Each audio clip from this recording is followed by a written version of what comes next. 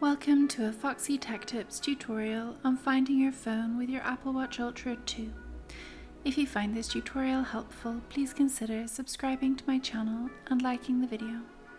The ability to find your phone with your watch is a great feature of Apple Watches. It is so helpful if you are on your way out the door and need to find your phone quickly. Note that your watch can only find your phone when it is connected with Bluetooth. Press the side button to open the control panel. Then tap the icon that looks like a ringing phone. The icon will light up blue as it calls your phone. Your phone will sound a tone to help you to locate it. You can keep pressing the icon as you try to locate your phone. And that draws an end to this tutorial. Please like the video if you found it helpful and subscribe to Foxy Tech Tips for more Apple Watch Ultra tips and tricks.